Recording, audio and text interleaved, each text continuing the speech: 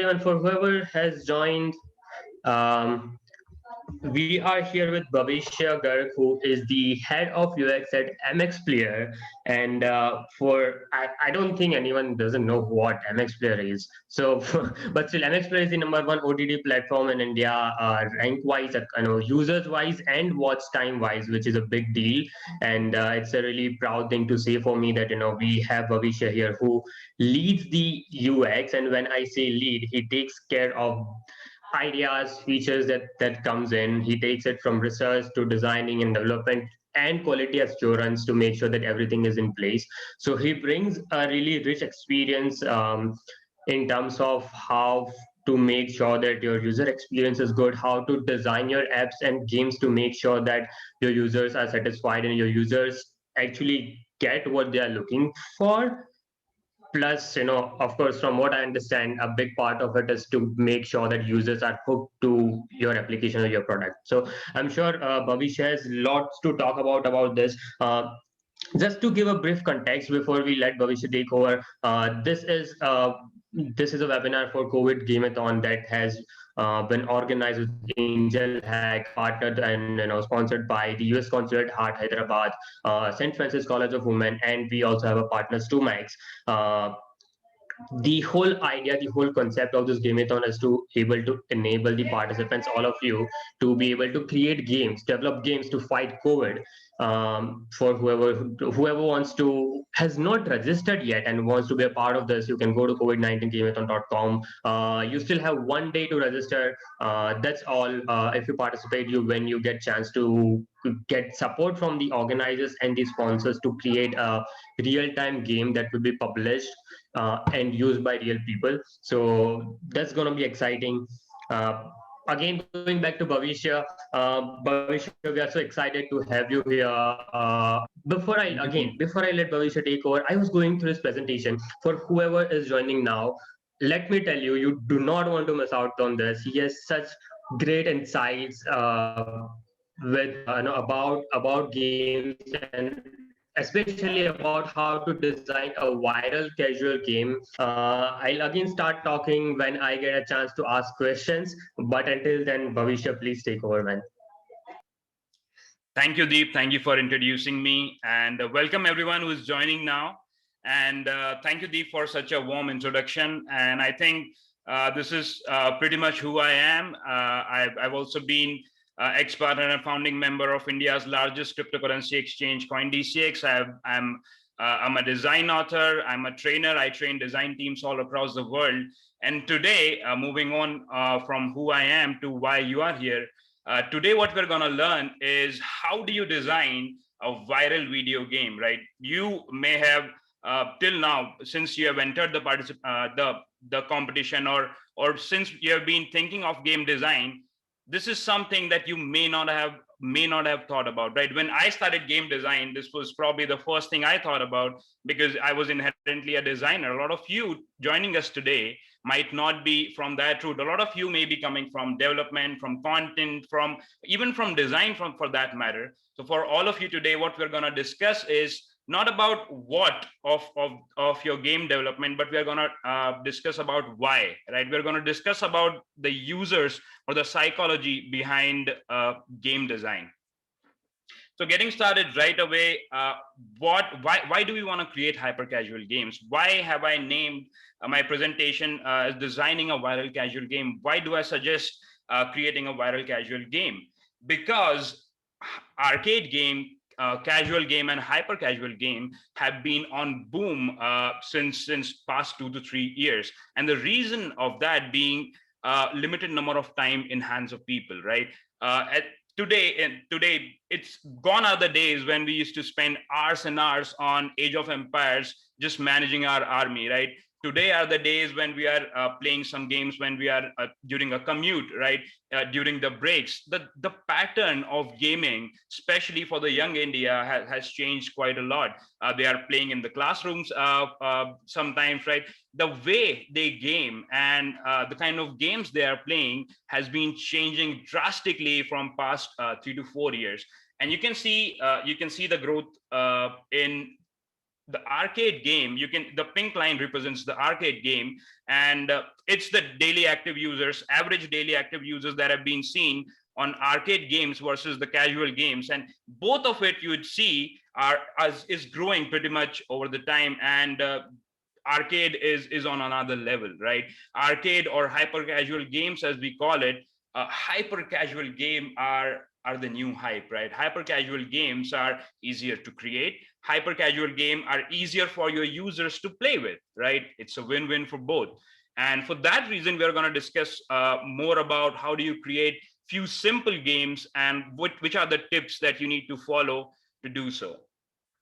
So today, a lot of the participants here who have joined us today, they are thinking on game development from perspective of solving COVID-19 challenges. That is commendable to a level I can't even imagine. Like in my game development days, I developed a game named Save the Humans, right? It pretty much fits right in with a pandemic theme, and I can understand getting a platform where you can showcase your skills are extremely important. So today, we are going to talk more about how you can create a COVID theme related game and make sure that your users love it.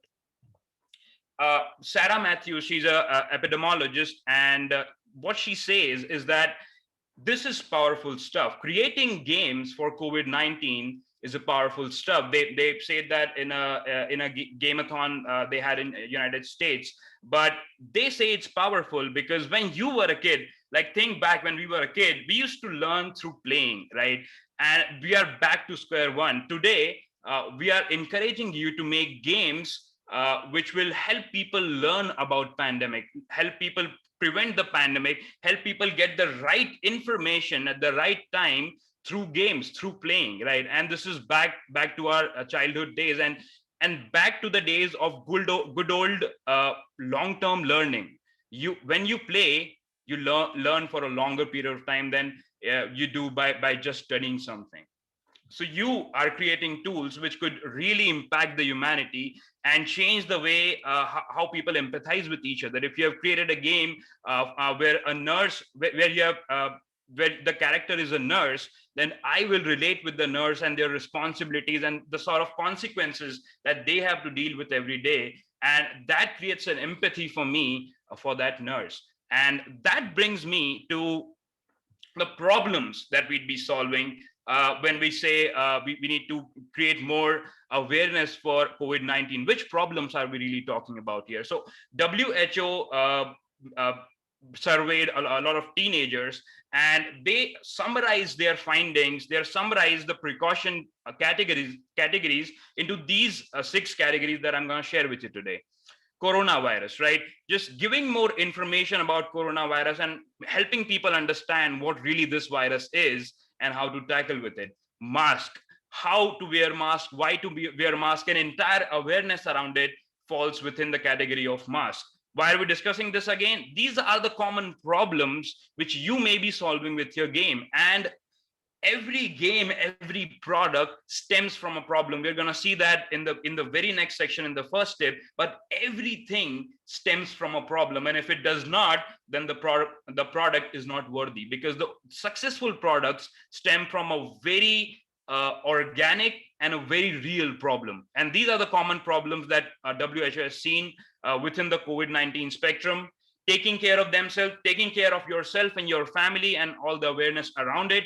Cleaning, all the information about cleaning, the right ways of cleaning, and making sure that everything around you is germ free. Health, just basic understanding of health, biology, and everything related to it falls within the health category. And social, understanding the social rules, understanding the social boundaries, understanding the overall new social spectrum that we are seeing in this pandemic falls within the scale of social problems.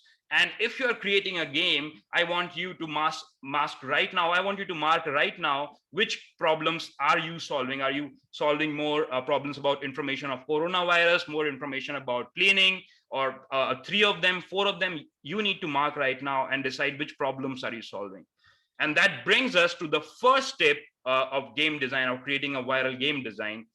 Use power of storytelling to educate and entertain. Stories have been part of our life for such a long time. We have slept when we were kids listening to stories that our mom told, and we as humans are inherently attracted to good stories, inherently attracted to stories that take our attention away. That's why we love movies. That's why we love reading stories. And games, just like stories, just like movies, can tell a good story as well. If you instill a good story and tell that story in the right way to your user, then your users will understand your product better, you understand your game better, and will engage with it, right? Why does your game exist? Why does the user has to spend their time to play it? What's the story? What's the catch, right? Helping them understand why should they give their time to you, and a good reason for it, and engage them with a story that attracts their attention is numero uno in priority, right? You need to tell a good story, otherwise people will drop off. You'll end up creating a game that will only exist in your portfolio and not in people's phone, right? And that's something you don't want to do.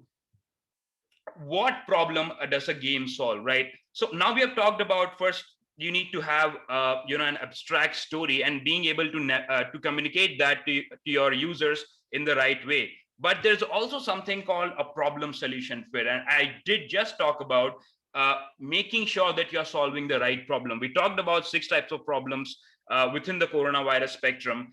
You need to understand here which problem does your product solve. So this is a diagram that I've created for a design process that I basically created, named Pirates of Product, that you'll see in the next page. But this is one of the diagrams within that process that I want you to see today, because you need to do this for your game.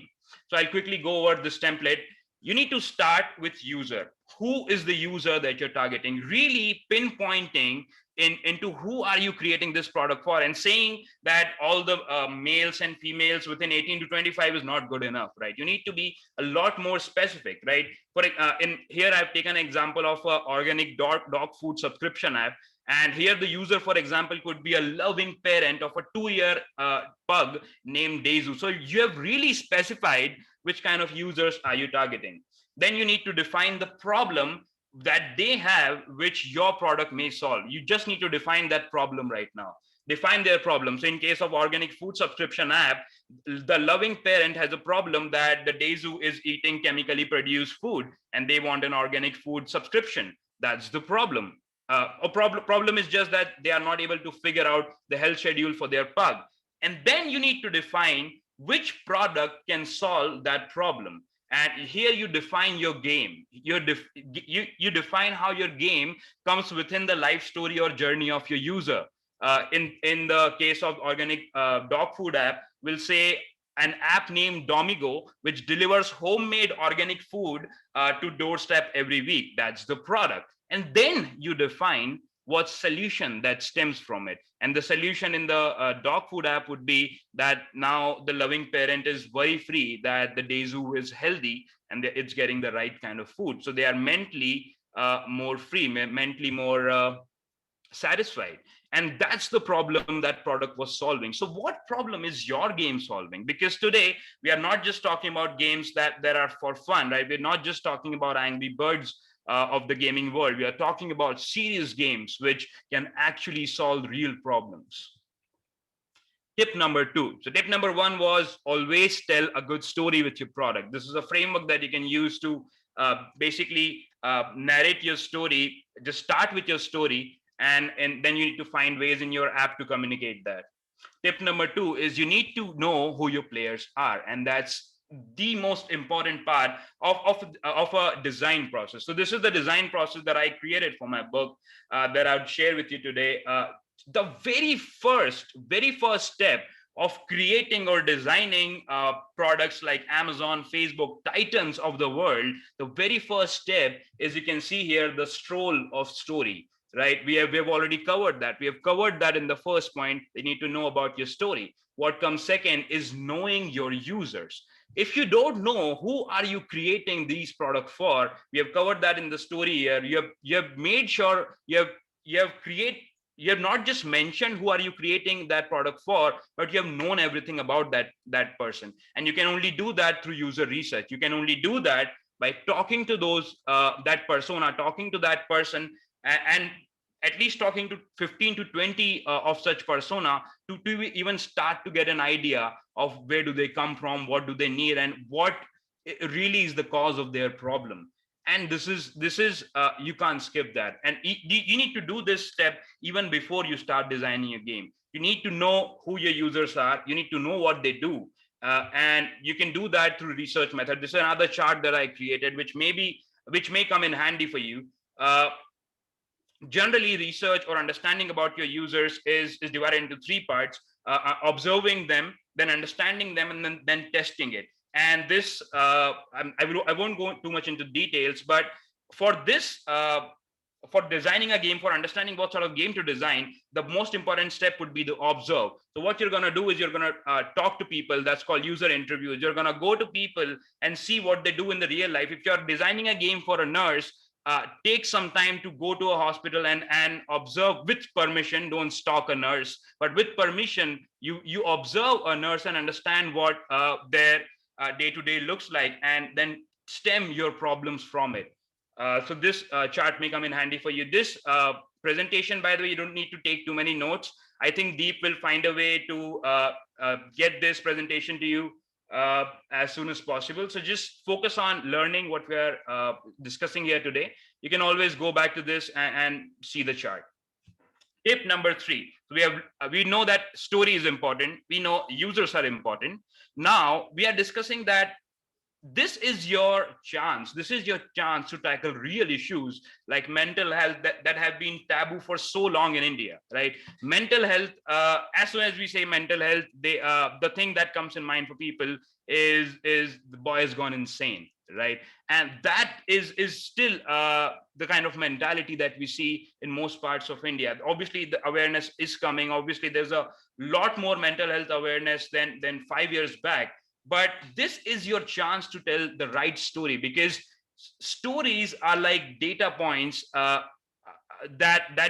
can teach you, right? So if people need to learn about the right ways of mental health, right tools to tackle the mental health, right? Cognitive behavioral therapy is one of the most popular tools of dealing with mental health. And let's say you're creating a game where you're gamifying the experience of giving a cognitive behavioral therapy, or taking a cognitive behavioral therapy. You gamify that experience. How would that be for someone?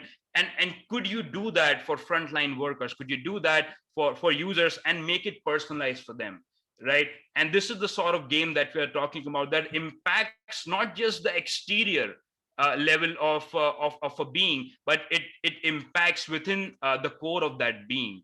And that makes for a viral game. That makes a game tick for someone, if it's really able to impact them to the very core level of their being, right? And this way you can have so many you can use games in so many ways for psychoeducation, that just by playing the game, you will make people aware about the taboo issues that they are facing, things that they are not talking about outright. Death is prevailing around us, but we are not talking about it.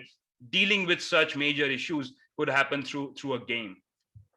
Tip number 4: you need to make your game super simple to play. Now, that's the obvious one, right? People don't like to play complex game, and let alone COVID-19 games that are complex, right? Their life is already complex enough. They are already worried about COVID-19 quite enough. They don't need to play a game that just tries to school them and doesn't entertain them in any way. So your game needs to be super simple. And this is generally a pyramid of user experience. And you see that apart from obviously being functional, reliable, and usable, your game needs to be convenient at the very least, right?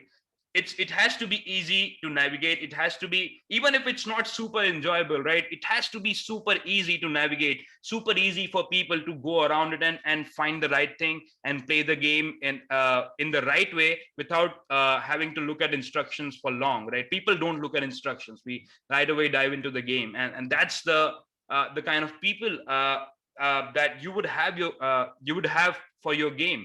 And you need to make sure that your game is extremely convenient. So what also comes within convenient are these 4 points that that if you keep in your mind, it will be extremely helpful for you. Make it intuitive, right? Your game has to be intuitive. It doesn't have to have a one-page manual for them to understand. It has to be super intuitive. You need to simplify the flow. You need to simplify how they are going from point A to the final point of your gameplay, to the climax of your gameplay. They should be able to reach that climax in least amount of time. Simplify the flow to reach there.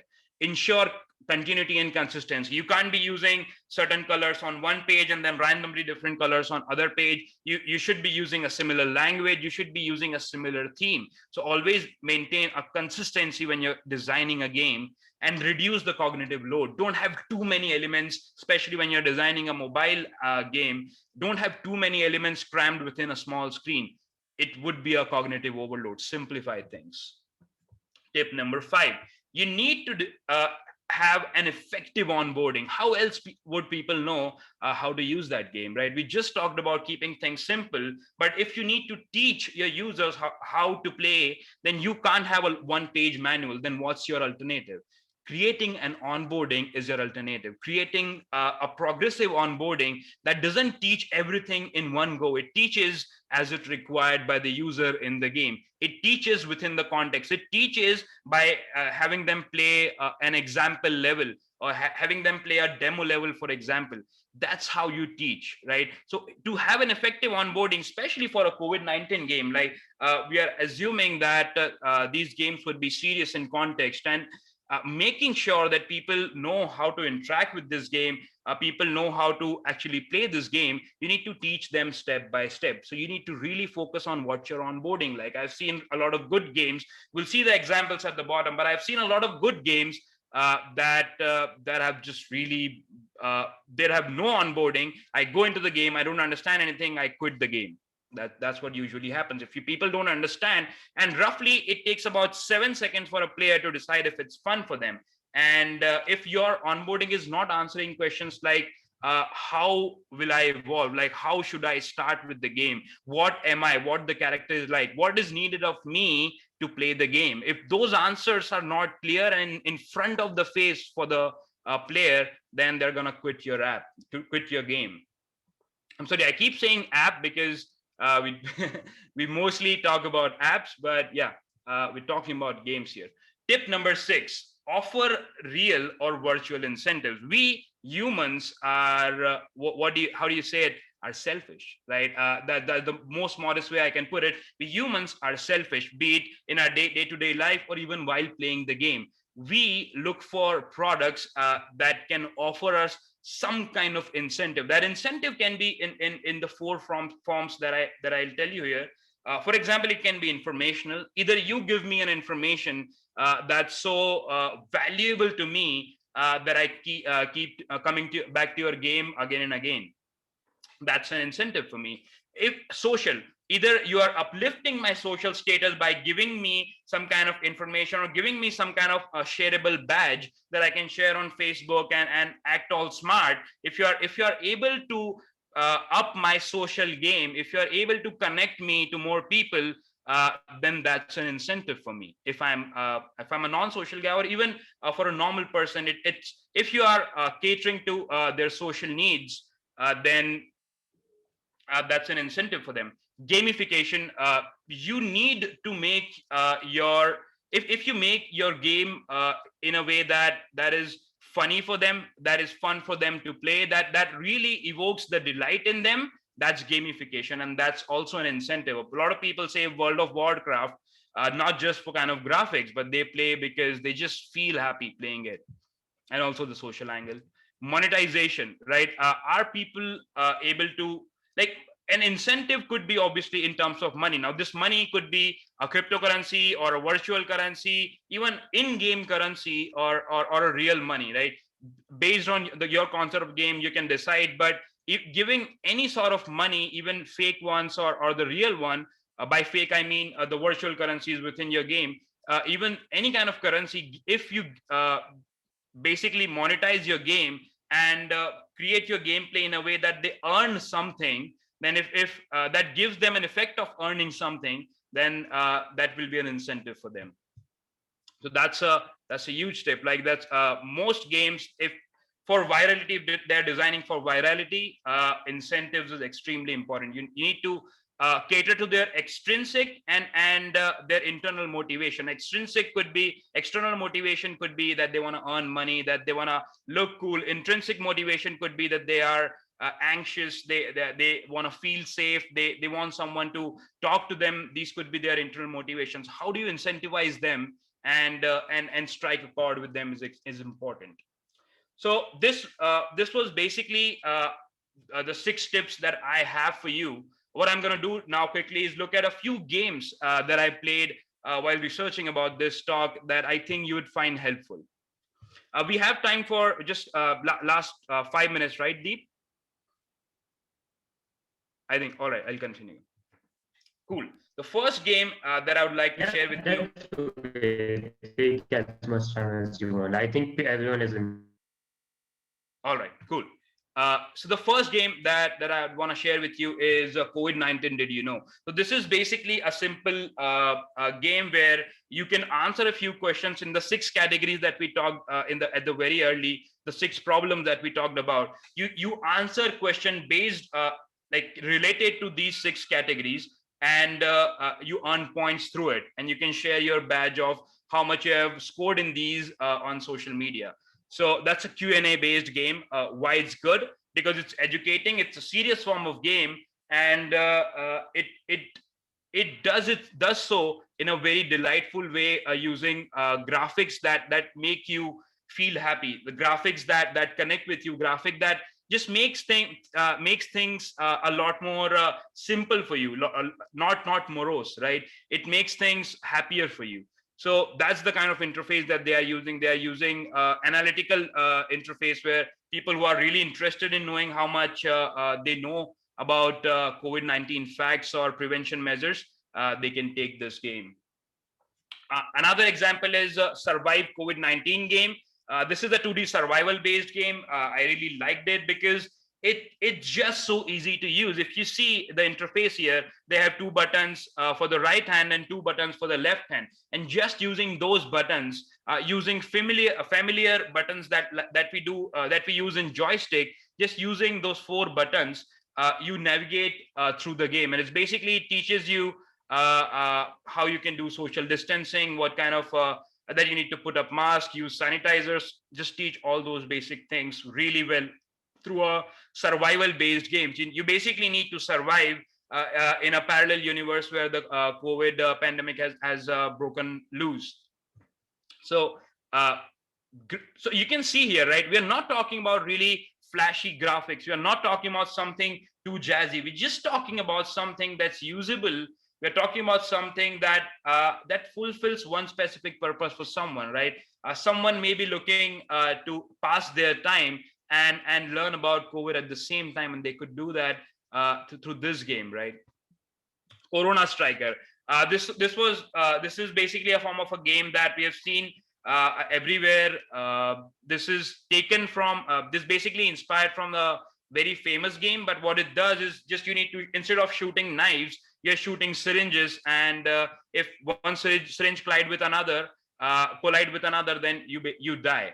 And what they've done is they've made a game for nurses and doctors to take their frustration out on the virus that's on the screen, right? That's not even real. But just by doing that, someone is basically de-stressing themselves. Someone is basically taking their anger out in a way. And that's an example of why you don't need to be too abstract with your approach. You don't need to be too complex. You don't need to teach them too much. It could just be one simple concept and done well.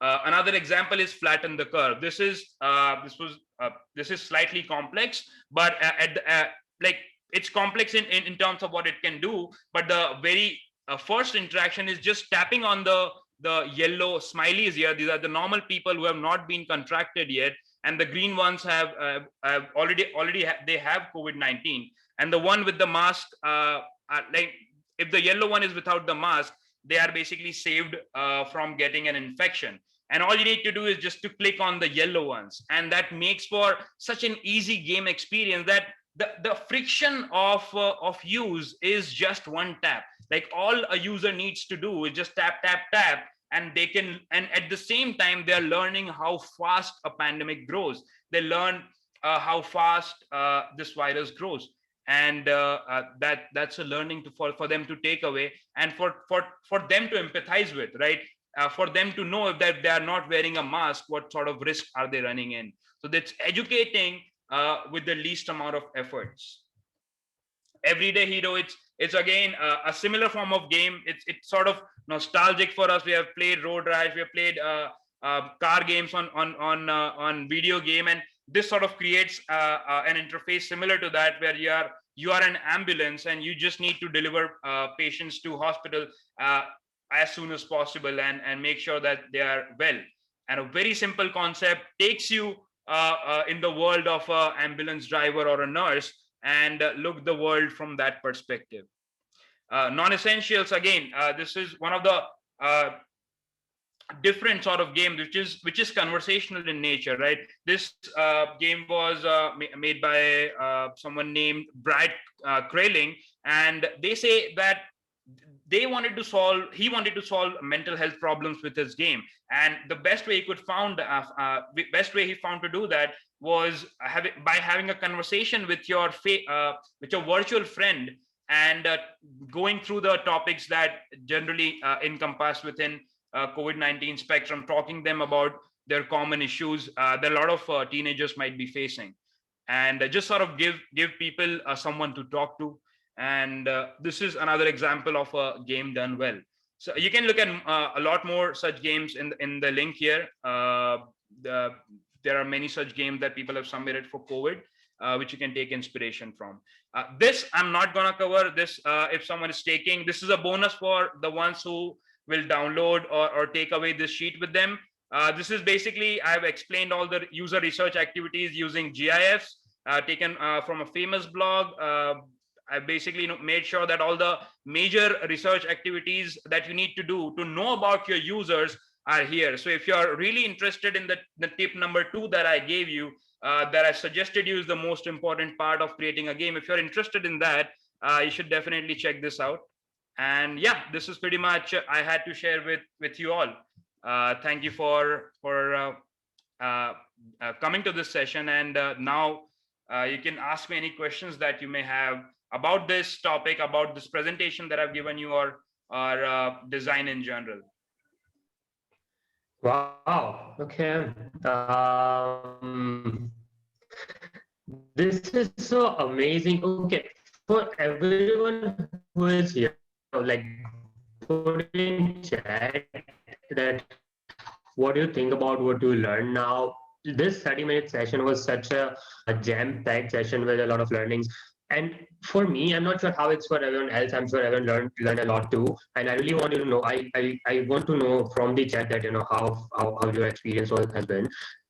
For me, it's that there's a limited of education that we have around UX, thinking that it's just about how people feel about your app, or how your user flow is, which is just a small part of UX. There's a wide variety of things that are happening in the back that we do not know about, which affects our in a different manner, right? So yeah, charts were insane. I'm sure everyone is going to put in chat that they want access to the presentation. I'm sure I'll get the link to the presentation by tonight.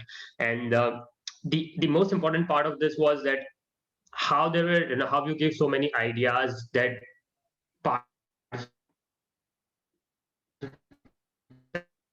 can directly pick from, and convenient for them, because ideating is of course hard, and sometimes you do not need, so if someone else is doing it, it becomes easier for you to come up with a similar idea that works for themselves.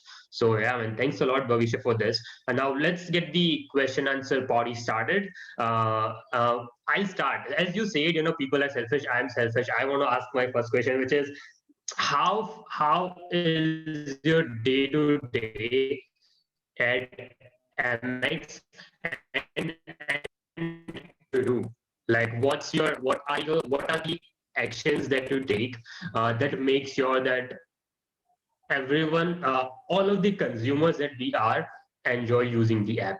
Plus, I also want to know that because you're also working on games at MX, do you get to play games to do the research? If so, that's a very cool job, right? So go Right, ahead. right. So to answer your second question first, yes, the very first thing that my boss told me in the very first day of my joining was, you need to play a few games. You have not played a lot of games, and you will go right now, play some PlayStation, and then come back. I'm like, I'll do it. And the best job ever, right? And so yes, we obviously research about a lot of these games that are out there and are viral and people are liking, just to understand what is trending these days, what people are liking these days, and I just started to learn from them. And what my day to day looks like, especially in MX Player or related to that, is generally I spend most of my time in user research, understanding about what our users are doing, what do they want. So it ranges from getting a report from the team who looks at or replies to every comment on social media, or every comment on app that we may have, and that basically is understanding about all the user signals around me, around us, right? Whatever people are saying about MX Player, we first need to have a process of getting that in an organized form and being delivered to us. Just give me a second. Uh, uh, just a Sure, sec. no worries, no I'll worries. come back. My battery is dying. I'm really sorry. I'll just come back in a No second. worries. I'll take care of what's happening here. So yeah, that's really cool how he say that it's really important because when you work at an organization that is as huge as MX Player and has a wide network of consumers as MX has, it's really important to make sure that the feedback and the suggestions that you are getting are organized and coming at a single place. Because if you go to social media, there's someone saying something. There's if you go to Play Store reviews, there's someone else saying something. So it's really important for you to be able to gather this data and have it at the same place to be able to figure out how to utilize this data into actions. So Right. So yeah, that's super important to know what people are saying first, and then uh, doing activities to actually get to know them deeper. So doing phone interviews, Zoom interviews, even doing usability testing for every feature that we launch. Understanding exactly how people are responding to our current designs and our planned design, just sort of to get an idea of what we can improve in the current and in the designs that we have created. Because first of all, before even we launch every design, we do expert analysis, we test it, do usability testing with the real users, and just understand and gauge how well it will work. And even then we launch it in an A/B test, not launches right away. Make sure that we give it time to test with the original version and see if it really works better. So doing all sort of even data analysis and understanding deep within what data is saying about our users to get insights from there as well. Apart from that, other like rest of my time goes into creating wireframes, creating user experience documents, talking to program managers, because in MX we have a lot of program managers handling MX Takata, MX Player, MX Share Karo, all sort of different verticals that we have. We have different program managers, and just talking to them regularly for all the new features that are coming in. And as soon as we talk to the PMs about a feature, we start with the planning, we start with the competitive analysis, user research. We create a user experience document and wireframes just to sort of offer the best possible solution to the problem that PMs have suggested us, or the problems that have elicited from all the user research. And that's usually what my day looks like. Apart from that, I obviously in MX Player, I'm the chief editor of all the blogs that go out through MX Player. So I'm also responsible for everything that's posted on MX Player blog.mxplayer.in, on their Dribble, and now from next Monday, even their Twitter. So even those initiatives are taken care by me and my team. And the very last bit of my responsibility would be the QA, to make sure everything that ships is pixel perfect in terms of design, right? What we intended for it to go out, what exactly the designer envisioned. I tested in the final build that it has actually come out, and if it has not come out, we give the feedback to developers, and they accordingly make sure that it's pixel perfect. So everything that's launched is basically of the utmost quality. Amazing, man. Awesome. It was nice to understand how your day-to-day looks like. So one question we have from Viraj is that how to plug in curiosity while building a game. Right. So if you like talk about like curiosity as an emotion, you first need to ask, do people come to a game for curiosity, right? If you're trying to build a game, and if you're talking about the emotion of curiosity, that may not directly work, or could it, right? For example, it could work in terms of creating an informational incentive game. If you're making a game where their entire incentive is to know about how a mayor might be leading a city, right, in a pandemic. So that's a curiosity for me, that I want to know how mayor responds to all the decisions that he has to take. Or as a research scientist, if you are creating a game for a research scientist, I want to know as a random person that I want to step into the life of a researcher and get to know how they make their decisions during such a stressful time. And that may be a curiosity for me. And if you can create a game that actually delivers that, then definitely it could make for a good game. But generally, curiosity is not the emotion that makes for the best games. But if you can do something like that, yours might be the first one. Cool. So Viraj got his answer. Now, for me, whenever someone says that someone wants to be like that I have achieved is the best way to say that they are inspired by me. So an anonymous attendee here is inspired by you, like yours. I'm sorry, Deep. I think your voice crackled at the Yeah. end of yeah. I'll go again. So someone has asked that how to go about forming a career like yours. Dude, it's been hard. Obviously, I come from a Hubble background, so I wouldn't suggest everyone to go through the journey that I've gone through. But what if you can learn from my journey, then what you can do is to figure out your passion first, right? I started my journey from Googling how to be rich, how to make more money. And that was the first question that I had in mind. And that's where I started my career from. And that was a wrong note to start from. Instead, I should have Googled how to figure out my passion, how to figure out my distinct forte. And if I would have done that, I would have saved at least 1.5 years of my life doing coding and teaching people coding. And then after that, realizing, yeah, I'm not that good at coding. And then going into a retrospection and figuring out that I'm probably good at designing experiences, and then taking that as a career and trying that. So what you can do is figure out your passion first and go right away into working into that field, I would say. Like, let's say if you are interested in content, write a few pieces of content, create a small portfolio, and then just go to startups and offer your services for free. Like I literally did I designed an entire app and a website for 300 rupees. And that 300 rupees were also, I received in form of a phone recharge. And I was even happy with it because I got to learn how to design something.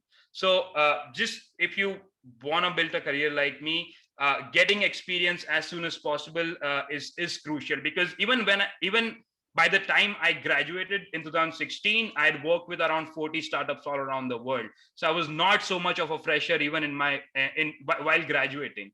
So that's the benefit that you get if you wake up slightly early and start working related to in the companies that are related to that field. Awesome. So one more question we have from Ms. Jyoti is that do we have any open source software to develop these games? If yes, could you mention a few? I actually would not know the answer of that question. In my time, I used to mostly create games through a Visual Studio and Unity. and that was basically my suit. So I actually don't know about the open source softwares, but I'm very sure there must be. I'm not sure how powerful they are, but I'm very sure there must be open source ways to create games.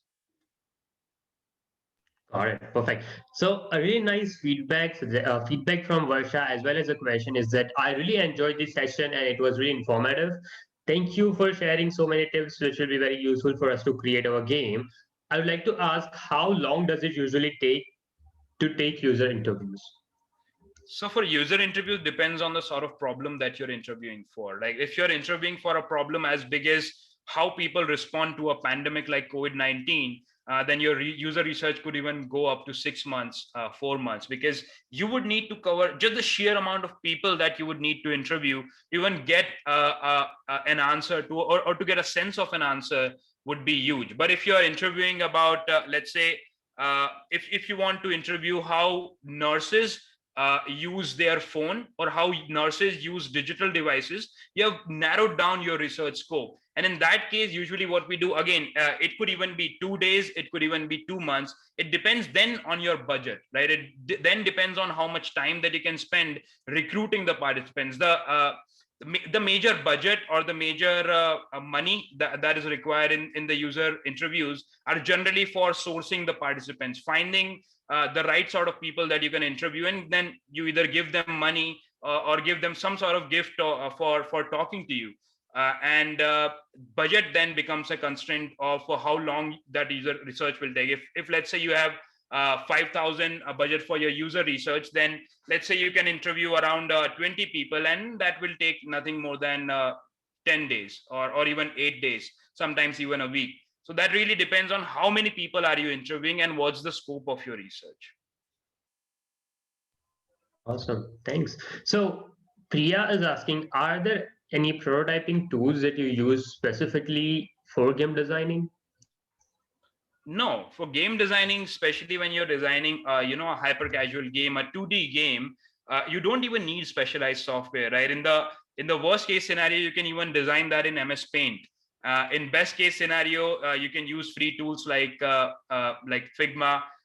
You can use Adobe XD. All these tools are more than enough for you to design at least the 2D mockups or the color theme for your game, and then you can go from there. If you want to use a micro animation, if you want to use transitions, then from that stage you may need to use a software like Adobe After Effects, for example, to even represent what your design is like. Or if you're designer and developer in one, your designer is not separate, then you don't even want to create those mockups for animations. You directly code it in whatever platform you're coding. So you directly code your animations a lot of times, especially in the beginning of your game career.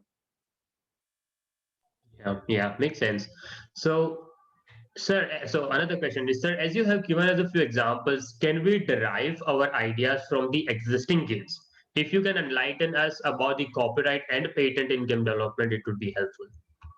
Right. So copyright and patent are, I would say, are currently as vague as, for example, if the game is using a nurse, you can use a male nurse and pretty much change the concept a bit, and you won't be infringing their copyright.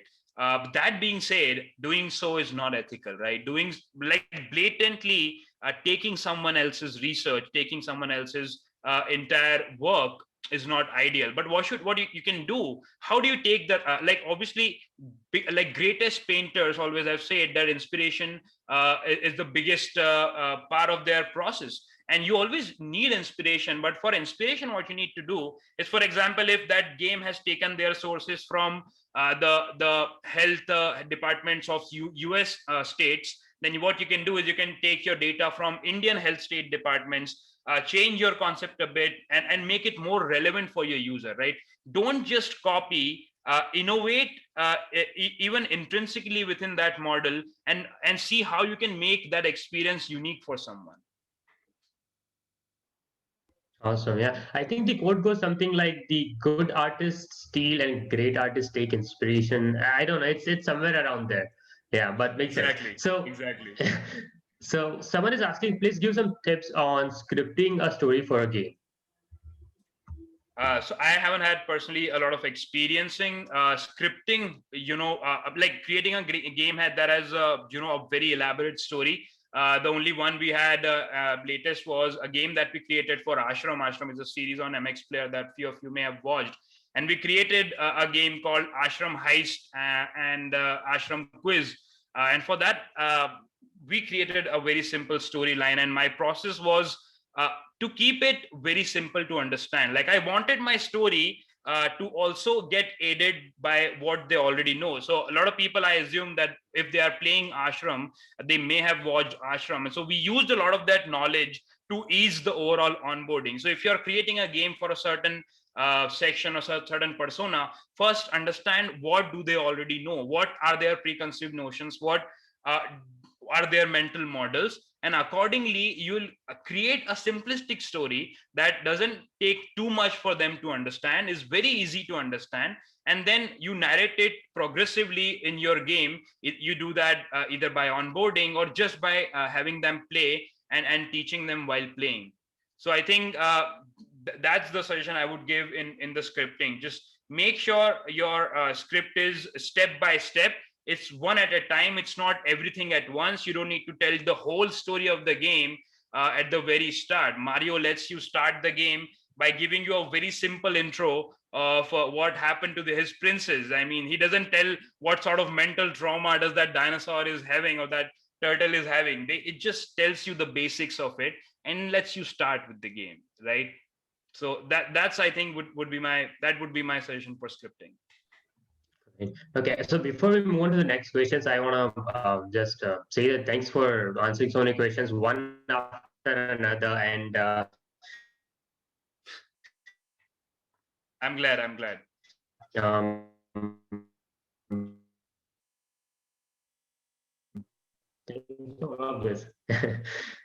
So, internet, I found a piece of news which is really exciting, which I want to read. It's from Times of India that says that the in-app gaming feature of MX Player has grown exponentially since its launch in February this year, and this is from 2020.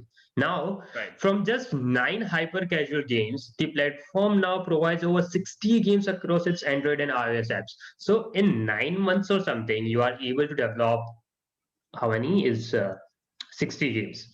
It's 51 games actually. So how is the process? How big is the team? How is it possible for you to be able to develop all of this, take care, make sure that everything is all right? So, what's happening in the backside in the MX office, which is enabling you to launch so many new games in such a short period?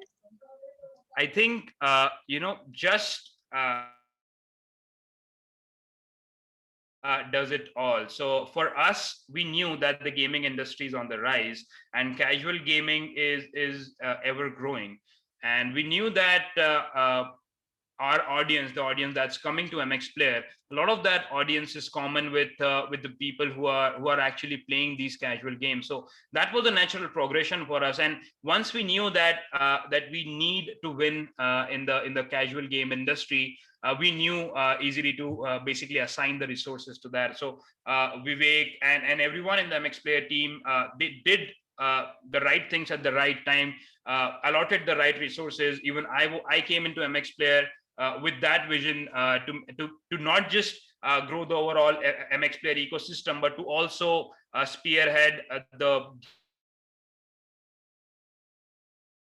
It's something that uh, hooks the user without exploiting them, right? It entertains the user without making them so addicted that they can't leave the game, right? There is a subtle balance between that, and that's what I think such casual games find, that there are simple games that you can play when you're free, and then you can go from there. So in terms of what we do to achieve that, it's just the sheer amount of resources that we have allotted to gaming. We are obviously creating a lot of games in house. We are sourcing a few games through partners like partners who have the good track history of creating really good games, games that people love. Sourcing the right sort of partners, finding the right partners, and creating a good mix of games, even in house. That was, I think, the process that MX Player team adopted to grow from 9 to so many games so fast. Amazing. And That's that so exciting. So one obviously it question. makes for a lot of Go ahead. long nights from the team, and that is needless to say, right? Obviously, because it has grown so fast, there has been extreme amount of efforts from even the amount of resources that have been assigned to the gaming. Yeah, that's given when you are working at a high pay, high growth startup. It's definitely given that you are going to work nights, but it's going to be fruitful seeing, when 500 million people are using your game. So, yeah. So one more. So we'll take two more questions and one quick question from me. So someone is asking, what are some of the do's and don'ts that one should follow while making a UI? So this And is, I'll add that while making a UI from the perspective of UX. so again, uh, that's a very, very huge topic. There's endless amount of things that you can do in terms of UX. So I think if the question were more specific in terms of what case are we dealing in, then I may be able to give some user experience suggestions. But in general, if there's one thing that I would say is keep it simple, right? Don't make things complex, and that's the biggest thing that you can take away. Like, if you keep your UI simple, and it's something that they don't need to spend too much time learning it. Like, they may have seen a similar UI, they may have seen similar patterns, and then innovate within those patterns. If you can do that, then I think you've won. Awesome. Now, I did not know that you did gaming in the early part of your career. You said that Miss Jyoti has picked that up. Now she's asking that can you please show us how to develop a simple game with good UX for those who are interested? Or you can do a different webinar. I'll take this offline with Bhavishya. We'll see how his schedule is. If it's Right. possible, then we'll definitely do that. But we'll move to the next question. Thanks for inviting. I would say Bhavishya again. It's a compliment for me, him, everyone. So I am glad that you like this webinar, Ms. Jyoti. So Mukil is asking that some tips on FTUE, first time user experience, on UI design for casual games. So I think what kind of games that we have seen working these days is you need to make it fresh. Yeah? You need to uh, use vivid colors. You need to use vivid characters. And as I said, you need to have, in terms of UI and UX, you need to make things clutter free on your screen, right? Gone are the days of having a very complex dashboard while playing a game. If you can narrow down your entire UI in an interaction as easy as one tap, or using just a thumb, then you are asking too little of the user. And that will make for a successful game. That will make for a game that they would end up playing, because at the end, all they need to do to interact with your game is just to tap on the screen.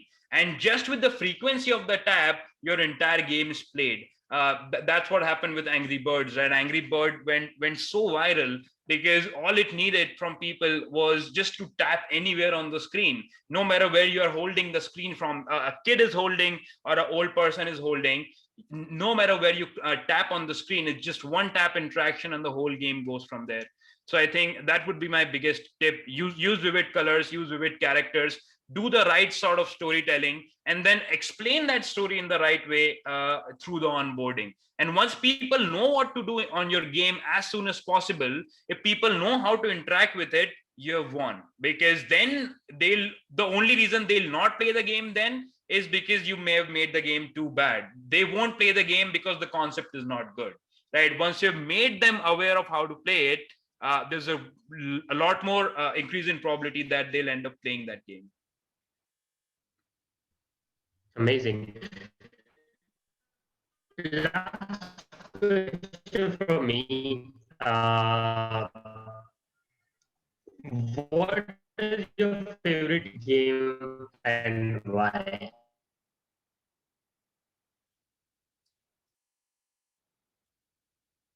I think Sorry, so. did I break Yeah, up? yeah. So I wanted to ask, what's your favorite game and why is it your favorite game? So I think my favorite game that I play, I think would be uh, ice hockey. So ice hockey is a game that I play on iPhone. that again is so simplistic for me is because I usually like my de-stressors in my game. I usually have a lot of stress within my schedule. So when I'm playing a game, it has to be something that is sort of de-stressing. So I like sniper games and I like ice hockey, where I just have to basically find a way to get that puck on the other boys, like the other side of the goal. And the reason I like it is again because it's so simple, because it doesn't take too much from me. After my long hard day, I could go to the phone and simply open that app and start playing it without thinking too much. And for that reason alone, I like that game. I like sniper games again because I like aims. You can see I have a dartboard at my home as well. So I just like shooting games, and yeah, that's why I like sniper games. So nothing Amazing. too abstract, but yeah, just simple reasons, like like how normal people would have simple reasons for playing games, just like that. Awesome, awesome. Okay, I think it's time to wrap up. I am so glad that we could bring you to do this. And I need to apologize and thank you all for surviving through my bad internet. But I was able to hear you properly. That's what that helped me a lot. I learned a lot. I'm sure everyone else did too. We'll also take it offline, see if we can do another session. I really want to do it. People are participants are also requesting for that, so let's see how that goes. And yeah, Bhavishya, thanks a lot for joining. We'll keep in touch. Thank you, everyone. If you have any questions, so yeah, if you have any more questions, feel free to ping me on Slack, and I can pass these questions to